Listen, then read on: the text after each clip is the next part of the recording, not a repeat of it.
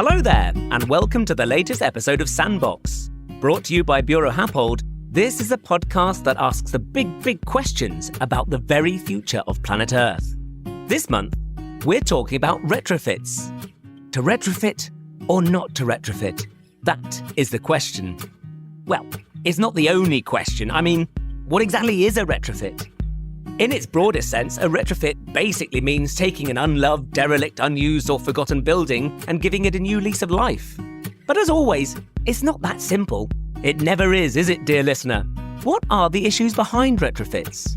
The way we approach the built environment is fundamental to the future of our planet. The climate emergency means carbon retention and reduction is at the forefront of everyone's minds. Is retrofit always the best way?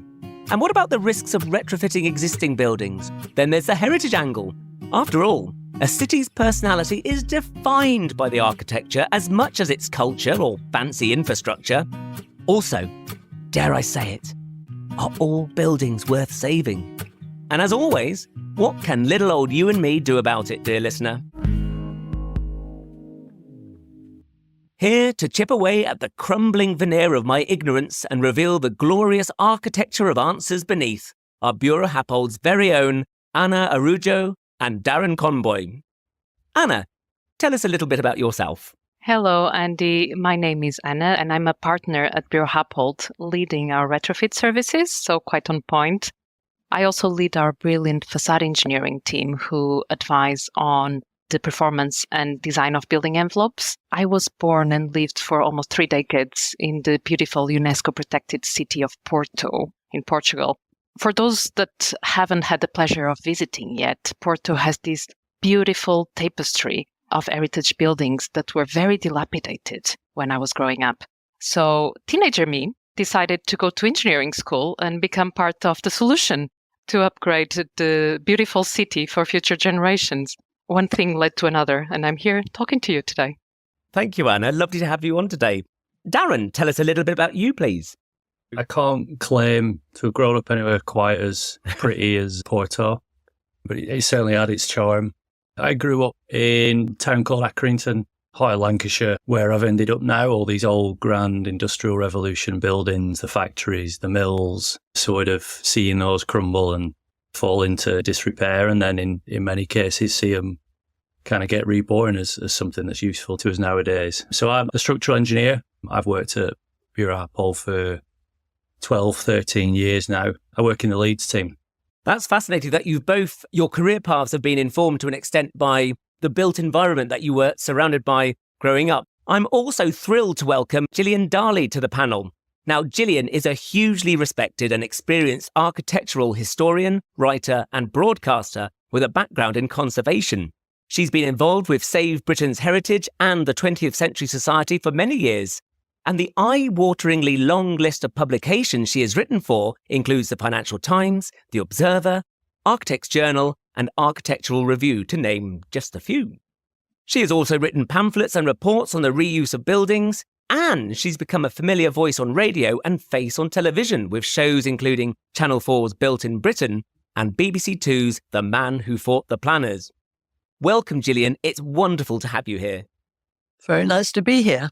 I'd like to just pop SPAB in, Society for Protection of Ancient Buildings, which I chaired for a few years. So that's the one that I've actually had the most to do with of the conservation element of my life. I was born on the Suffolk-Essex border and came to London for the university. And in fact, I did my master's in London, but 20 years later, Birkbeck. And I was in the position of wondering how it is that we were building what we were building and what policies and what the strands that linked what we built with what we wanted to build and so on. So that's why I went into that other more kind of gritty bit of academe. Just carried on following things. I always think my career has been a very logical one. Other people think it's just a completely scattergun arrangement of going off hither and fro, which in a sense it is. But at this point, it's what it is. That's all the best career paths go a bit to and fro, don't they? Hither and yon. Absolutely. And I like the fact that all three of you have had a very sort of questing approach to the built environment. I think that's very exciting. And so I'm so glad that you're our panel today for all things retrofit. Let's get stuck in, shall we, panel? First off, and I'm really going to put you on the spot here, but I would like each of you to distill your definition of a retrofit. And Anna, I'm going to go to you first because I was struck by something you said when we've chatted before about if you ask 20 different people to define a retrofit, you'll get 20 different answers. So what's your answer first, please, Anna? That's absolutely true. I actually deal with this on a daily basis, Andy. It's not easy. It's just because it's a concept that evolved through time. In the 80s, if you asked someone what a retrofit was, they would be focused on energy and the consumption of fossil fuel. But in 2024, there's still some debate on what retrofit means. And for me, it needs to be a very broad definition of making changes to keep a building occupied, relevant, and as efficient as possible. It needs to be this broad as a definition to then see what other people actually consider. I love it, Anna. That's fantastic. Thank you. And I'll go to Jillian next, please. I think what's interesting is the sort of two directions as a group that we're coming at it from, as it were, the structural point of view, and then the functional and the added value element. I think it's interesting that the Bartlett School of Architecture in the University of London is in fact a retrofit of an earlier building. I think Waite's House was a 70s building. It's been performing the same function, but it was substantially retrofitted and much benefit came from that. I worked there a bit, so I know. And I think there's a sort of feeling, at some point somebody said about buildings that have worn out. There is a feeling of things that have worn out, but there's no reason why they can't come back. I often cited a particular triumph of the moment is the Sheerness Church, which got the RICS big award just in the last few days. It was subject to an arson attack, and I suspect at some point people just said, well, that's it. It's a rather lovely sort of very early 19th century classical church, but it's a shell. But no, it's back, and it's in every respect, it's ticking the boxes of that particular part of the country, that particular place. It's a huge addition to the fabric, and I don't just mean the physical fabric, but the social fabric of that part of North Kent. So you can find that story wherever you look. You can find stories where the aspirations don't ever quite meet the hope. In other cases, it goes better than anybody dreamed. And partly, I'm approaching, because I'm not a structural engineer, in a sense, from point of perception and usage and so on. It's kind of a huge opening box. What we're looking at now and hearing about and reading about is incomparable in terms of the possibilities. And it's a phenomenon. It's an enormous step forward. I was very taken by your talk about how Sheerness is acting as a catalyst for that area. And that's something that we're definitely going to be touching on later on. So thank you very much. A bit of foreshadowing there. Thank you, Jillian. Darren, over to you. How would you define retrofit? I think I'd echo what Anna said as well, that it's a very broad term, and I think you will get different answers, and probably each project is going to have its own specific answer to that question as well. What is retrofit for that project? But I guess for me, I'd say it's a new way of using an existing building or structure, I'd say. I think most of the time that's looking at a whole building or maybe even a whole area. It also includes reusing the actual building fabric as well, and maybe taking pieces of one building and sort of finding another life for them. And I think the aspect that's most meaningful to me about it is the buildings which have fallen out of use. They used to have a real kind of meaningful day-to-day use for people, and then for whatever reason that's ended. And it's tempting to think that that's the end of the building's life. But a lot of times these buildings do still have a promising future by a retrofit. Beautifully put, Darren. Thank you very much. And all three of you have really fantastically set up all of the things that we're going to be unpacking throughout the rest of this episode. It seems that it costs more in carbon to knock down a building and start again rather than simply retrofitting an existing building. So first of all, purely from a carbon point of view, an environmental point of view, what are the arguments for and against retrofits? Darren, I will go to you first. The arguments for retrofit from an environmental point of view, please. Oof, you started with a tough one there. Going in hard. I guess tough in that there's a lot to talk about, but not tough.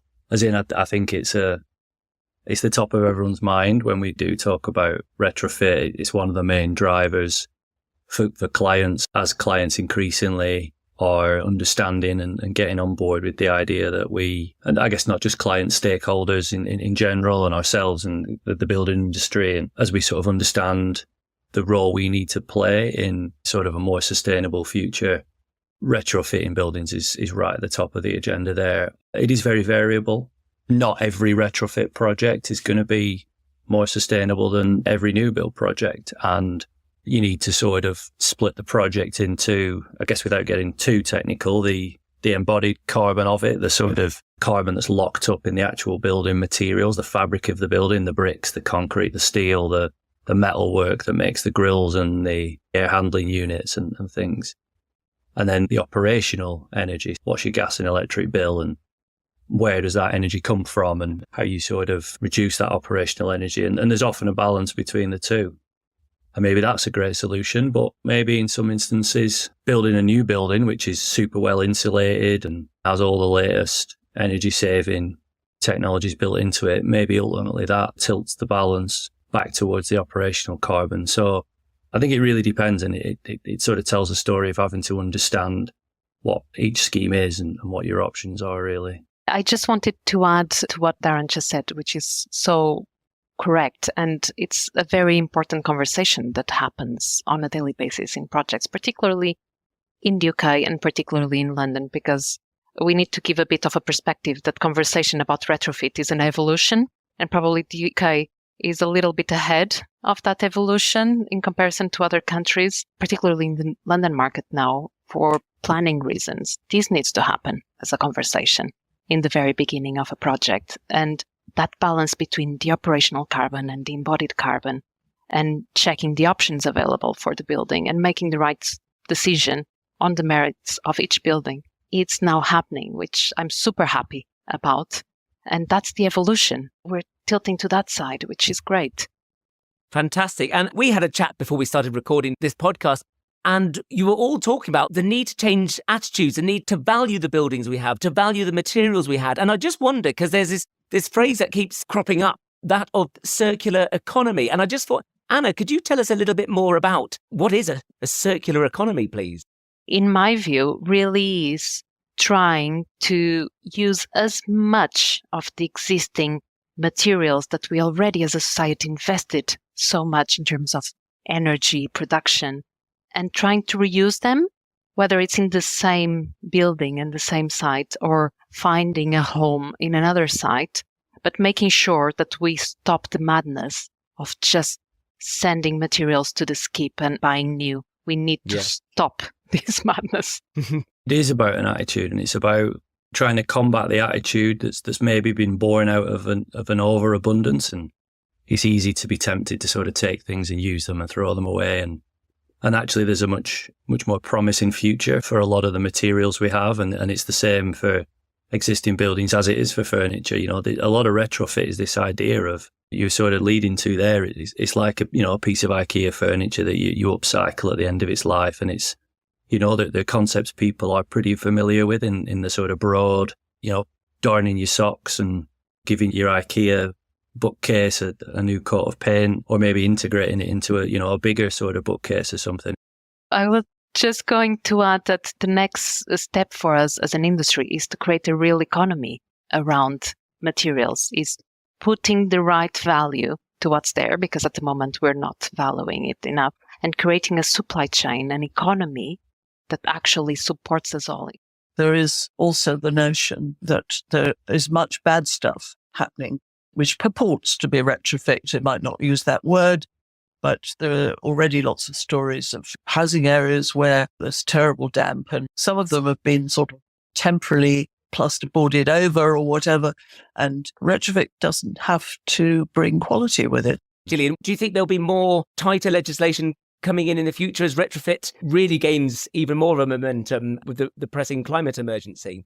I mean, conservation legislation exists, and there can be those sort of stories, but with more worthwhile buildings. And I like the fact that Darren was talking about the little modest buildings, because that's in many ways where my affections lie. And I mean, you don't have to demolish such a building, but you can sure mess it up. And that sort of feeling of needing to police it at a time when the staffing levels at planning offices and the demoralization of conservation officers and the like, that's playing in the other direction.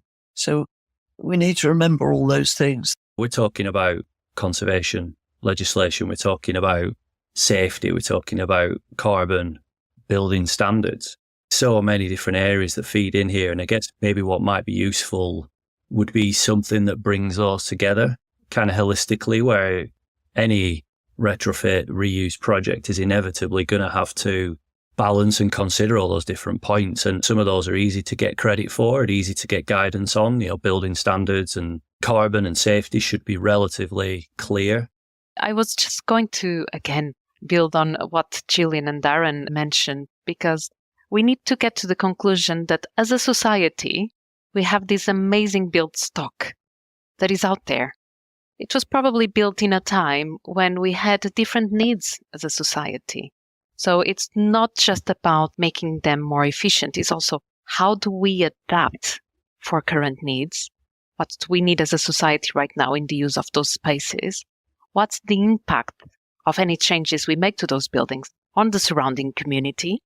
And some buildings will have more of an impact than others. And that's very difficult to quantify. But what we need is a little bit of more scrutiny and evaluation on different points through a process we already have that is called the planning process, that helps see if a construction or an alteration can go through.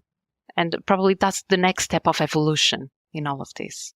Yeah, fascinating stuff. So let's talk about heritage and the broader things around that, like catalyzing, if that is the word, serving as a catalyst for an area, both in terms of the societal and the economic backgrounds.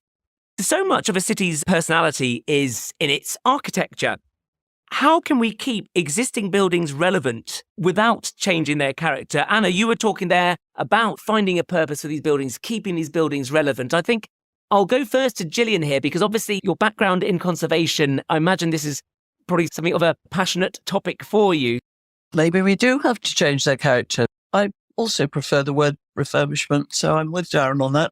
If you think about the discussion about empty and emptying department stores, I'm not talking about Oxford Street, I'm talking about, the one or two in a medium-sized town that falls by the wayside, and the different things that have happened to them. I mean, for example, the 20th Century Society, which I've also been involved with, has a series of 100 best shops.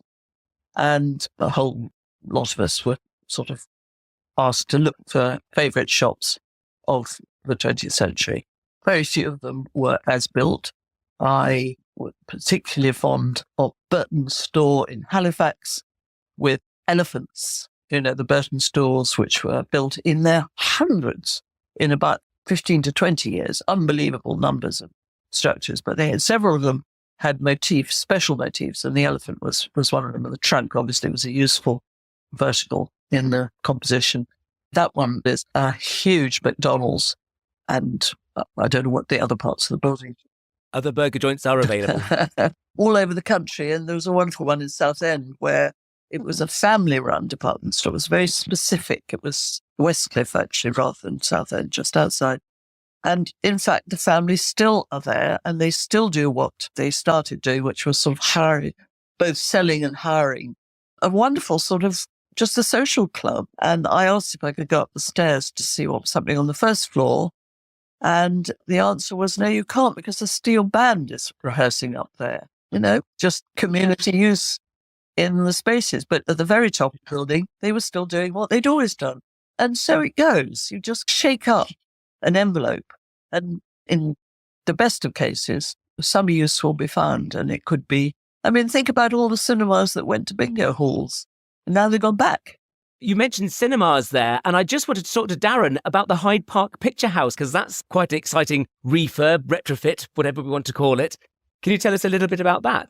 When Jillian was saying that then about cinemas, my mind was going there. So I'm glad you did as well. Another segue. Exactly to Jillian's point, there's all these buildings that communities love, and I've sort of managed to scrape through by hook or by crook, over the last while. And Hyde Park Picture House in Leeds is definitely one of those. It's a project we finished recently. It's one that I think everyone that was involved with it's really proud of. That idea of there being so many of these cinemas that then it did become a bingo hall for a very short period of time. It was one of 70, I think, might be less actually, maybe one of 40 cinemas at the time in Leeds, sort of turn of the century, early 1900s. A building that had stood really at the centre of the community. Actually, talking of elephants, I think for one of the film screenings, they did have an elephant outside. Oh, wow. I'm sure they had a tiger. They had all kinds of stuff going on. And there's no more elephants, but there are loads of people in the community who love it. I was a student in Leeds and I used to go. It's still just as popular as ever. And it was a building that, was sort of loved, but it was struggling. It has one screen, old services, not really the space to serve food and drink and tickets. It wants to be a centre of the community and it sort of struggled without having the space to do that and be a place where people can go and meet people and have a brew and maybe catch a film. And so they'd always wanted to have a scheme that addressed a lot of that. It would also get equitable access across all the different floors of the building so that people who were less mobile could kind of get into all the areas. And so we've just finished a really successful project where we've added an extension, we've added another screen in the basement, we've opened up the entrance area, we've created all this breakout space. And it's been just so rewarding, really, to be able to kind of help out and do that. And sort of, it's one of those jobs that makes you realise that when you do sort of work in the built environment, you're not, ones and zeros and black and white stuff. It's real sort of flesh and blood stuff that affects people's lives. It's where people live. And so getting the chance to do things like that, where you help give people a place really to sort of get on living their lives, it's really rewarding. So that's definitely been a recent highlight. Fantastic. And Anna, can you tell us a little bit about Warmington House down at Tottenham Hotspur, please? That's a great story as well. I love that building because it's one of the best kept examples of Georgian architecture in London, but it was in such a bad state. It was in the Heritage at Risk Register from Historic England, so it really needed a new use. It had been mothballed. No one knew what to do with it. But thankfully, as part of the big regeneration of the area in Tottenham, conducted by the club, Tottenham Hotspurs, to create a new stadium, there was this idea to integrate Warmington House in the new club museum, again, giving to it a completely new use to what it was before. We had to extend the building and create new space around it. But for those of you that don't know it, it's easy to Google and see the before and after photos and even how it still lives and breathes, even with the building around it. In my view, it was a very successful way of preserving that fabric, preserving the significance of the building and giving it a new use. And then we as engineers and architects, we found a way to make it technically work. But in the end of the day, the community can now go there, visit, be transported in time every time they go there. And we didn't have to knock it down. It's amazing. That's wonderful. Jillian, another aspect that I want to talk about here, and all of you have talked about this actually to an extent, that sort of community, that societal. You've got a lovely story about when you went to Boston and you visited the railway station, and there was a lovely phrase you used about that railway station. Can you tell me about the time when you went to Boston and you saw what they'd done to the railway station, please? Well, I went to Boston by train, which is a sensible way to go. It's a very, very splendid town in terms of its historic fabric. Its high street is kind of being helped with from the Department of Levelling Up. And yet, the station, which was sort of more obvious when we were leaving because we were walking towards it, was a very, very pretty regional station. It's just a very sweet, round-arched, sort of golden building. And it's being put back together again. I don't know how bad state it was in. But then part of it is also going to be for community use. But, it's a sign of optimism. It wasn't quite finished when we were there in the summer. And I thought it was a nice place to start, a nice place to actually say, come on, this town has got plans. Yeah. And somehow or other, I think that's what some of what we're talking about in the heritage sense can signal. That is so important, Gillian, because what we've seen time and time again is that a good refurbishment acting as a hook can revitalize a complete area. We've seen that in London with Battersea as well, or in an area that we're working on that is Bayswater, with the Whiteley as one of the catalysts for bringing investment and changing the complete area. So a good retrofit refurbishment can really bring that energy and investment to change the turn of an area. Can I throw something back at Anna, which is, in the midst of all these topics that we've touched on, do you get a sense that in the community of big funders, that there's a change of attitude, a change of a recognition, let's say? And I'm not talking about very high profile cases on Oxford Street. I'm just talking about the sort of, the temperature in the room when a major developer is thinking about a site at the point at which you come in. Is there a sense that it's a last resort, or is it something that, I know there are developers who can do it and developers who probably never will, but do you think there's a change in that department? The people who put the money in.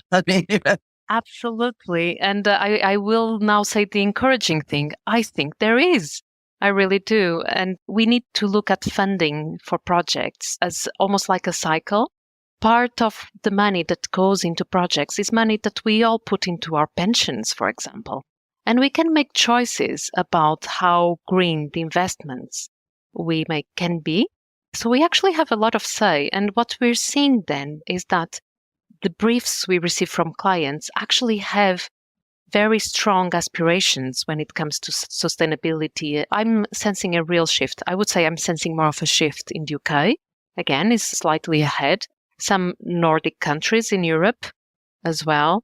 It's not happening at the same pace all over the world. So, as I said, this is an evolution that is happening in different places. Does this evolution extend? We're here talking about, big businesses, big companies here. What can the individual be doing in terms of an attitude, let's say, towards retrofit, refurbishment? What can we bring to the party? I'll go to you first, Darren. What can we be doing? To Anna's point as well in this, in the existing sort of planning system, we're all stakeholders in these buildings. We're all stakeholders in these communities. Most people where they live will have that building or two buildings that everyone knows and loves. And so I guess there's something to be said for being aware of what's going on with those buildings, being supportive where good schemes are proposed, or maybe being critical where maybe less good schemes are proposed, where it doesn't seem like retrofitting is the first option. And I don't think we should underestimate how loud a voice people can have from that point of view. But I think we can sort of, it is an attitude. It's sort of back to what I was sort of saying earlier about, just in people's personal lives. It's sort of about taking what we've got, making the most of it, reusing it, thinking about, do we want to get rid of this thing now, or can we find a way of using it, either ourselves or someone else? Yeah, absolutely. And on the subject of prolonging the life of a building, let's say, Anna, you've got a really nice comparison with car ownership. Could you tell us a bit about that, please? I think the important thing for everyone to consider, and it's a change in mindset.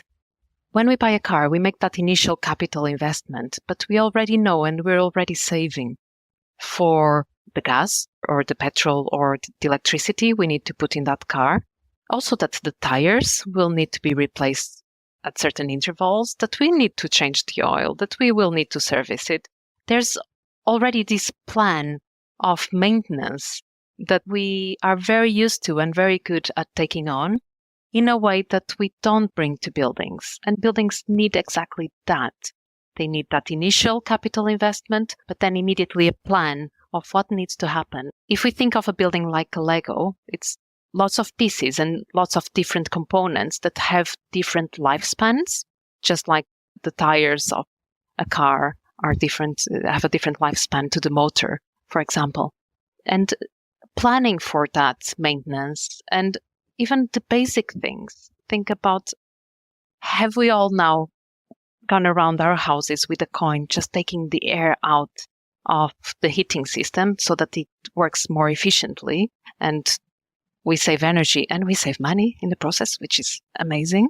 Last time we cleaned the gaskets around our windows just to make sure that they have a longer life and help us keep the heat inside. So those small things of maintenance that we kind of forget with buildings that we do very well with cars.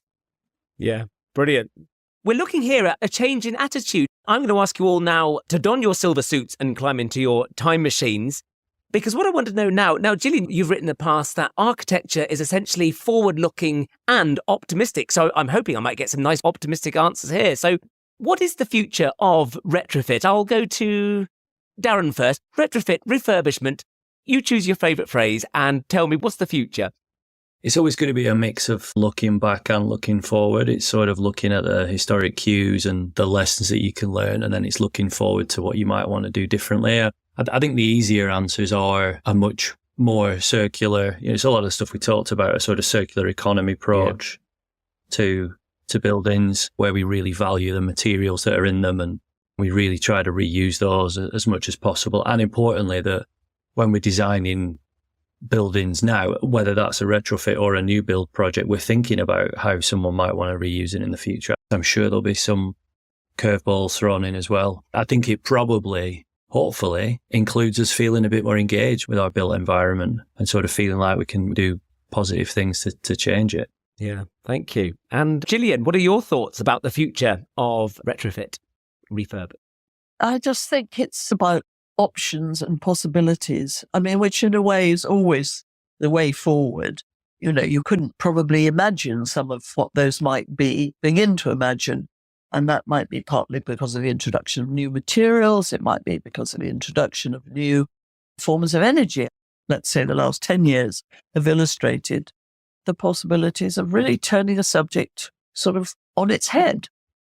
And I mean, apart from, of course, what was carrying on anyway, which was careful conservation of important buildings, the idea that the net is that much wider and that options are, in a sense, not taken off the table until proved impossible. I think that is something which will only get more impressive and more exciting. Excellent stuff. So an exciting future potentially. That's good news. And Anna, over to you. What are your views on the future of retrofit? Well, I'm an optimist and thinking about a mix of my car lifespan maintenance analogy and the circular economy that we discussed. I'm hopeful that we evolve to a place where even the new buildings that we do now, we build them in a way that makes them really easy for people in 30, 50, 80 years on to just go there and repair parts. And they have a good maintenance guide to do that. And we just stretch the life out of buildings and the life out of materials. And when it comes to time to actually change a window, a door, a boiler, there is this almost library of materials available of something that was repurposed from another building that they can just go there and bring to their own building. I would love to see this happening. I love that idea of that. The library is just wonderful. And there we have it. Retrofit, refurbishment, redevelopment. Call it what you will. They can not only catalyse the return of an area's former glory, but the way we build or retrofit is central to the pressing fight against the climate emergency. As we are fast discovering on Sandbox, attitude and education are the key. It's not just those developers, engineers and architects, but all of us, learning to value what already exists and seeing how that might be best repurposed. We love our old buildings.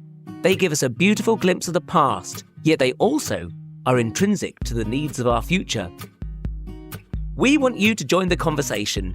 Just use the hashtag #BHSandbox on X, that's the artist formerly known as Twitter, and don't forget to subscribe to follow the show. You'll find Sandbox in all the usual places. And my last job today is just to say thank you very much to this month's panel, Jillian Dary, as well as Bureau Happold's very own Anna Arujo and Darren Conboy. And thanks to you, the listener, to doing what listeners do best, listening. Goodbye for now.